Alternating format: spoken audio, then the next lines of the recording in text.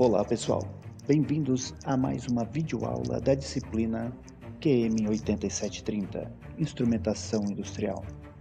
Hoje iremos tratar de medição de uma importantíssima variável de processo, a vazão. Iremos, nesta videoaula, entender como podemos medir vazão em processos e quais são os princípios utilizados para a medição desta variável. Veremos medidores do tipo indireto, como placas de orifício e rotâmetros, medidores diretos do tipo rodas ovais e tipo turbina. Veremos também os medidores especiais do tipo magnéticos, ultrassônicos e Coriolis. Venham comigo a uma viagem ao mundo da variação do volume ou da massa com o tempo. Primeiro, vamos definir o que é vazão. Vazão é a quantidade de fluido que atravessa uma seção transversal de um duto por unidade de tempo. Essa quantidade de fluido pode ser volumétrica, então nós temos volume por tempo, ou mássica, massa por tempo. Lembrando que dentro de processos nós temos dois tipos de fluido: os líquidos e os gases. Alguns conceitos básicos para a medição de vazão são importantes. Nós temos que conhecer a viscosidade, pois pela viscosidade conseguimos entender a resistência ao movimento. Devemos conhecer também o regime de escoamento, se ele é laminar ou turbulento. Engana-se quem acha que regime laminar é mais fácil para medição. O regime turbulento é mais fácil porque eu tenho uma velocidade distribuída dentro da tubulação, auxiliando assim na medida da vazão. Temos que conhecer o perfil de velocidade nos dutos. O que é o perfil de velocidade? Nós temos que entender se o escoamento está desenvolvido ou em desenvolvimento, porque nós temos que fazer as medições de vazão quando nós temos já o escoamento desenvolvido. Por isso que alguns tipos de medidores de vazão precisa de trechos antes, que nós chamamos de trecho amontante, e trechos depois, trechos ajusante para a medição. As classes dos medidores de vazão. Nós temos os medidores indiretos e os medidores diretos. Os medidores indiretos são aqueles que utilizam de outras variáveis para determinar a vazão e são divididos em dois princípios: o perda de carga variável e a área variável. Dentro de perda de carga variável, nós temos placas de orifício como sendo os mais utilizados. E dentro de área variável, o rotâmetro.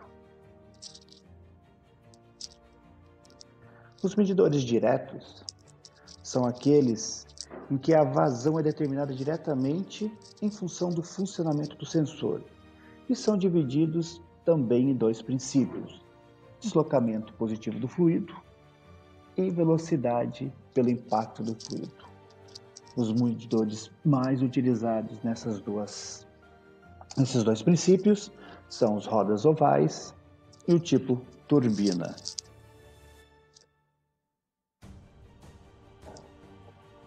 Temos também os medidores especiais, que são aqueles medidores que utilizam-se de leis e teorias para a determinação da vazão. Nesta classe estão os medidores eletromagnéticos ou magnéticos, utilizando-se da lei de Faraday, os medidores ultrassônicos, que utiliza-se da teoria do som, e os medidores Coriolis, onde nós temos envolvido a força de Coriolis.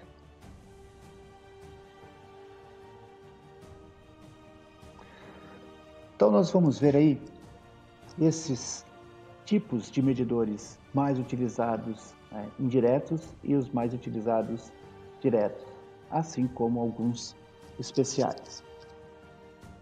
Então nós temos aí dentro da classe de medidores indiretos, placa de orifício, que levam em consideração a perda de carga variável, ou seja, a variação da pressão do sistema. Dentre os medidores de vazão, as placas de orifício são as mais simples, tá, de serem instaladas e como princípio também. Um menor custo, então eles são os mais baratos, podem ser customizados, tá? Ou seja, a construção das bordas da placa atendendo à utilização com determinados tipos de fluido. As placas são posicionadas entre flanges e as tomadas de impulso, onde a medida de vazão e pressão podem ser feitas facilmente. Tá? Aqui nós vemos o conjunto placa de orifício, os anéis de vedação e as flanges. Isso aqui são as flanges, onde a placa de orifício ficará. Os tipos de placa de orifício são definidos em função do orifício da placa. Tá? Nós temos, então, os orifícios concêntricos, os orifícios excêntricos e os segmentados. Okay?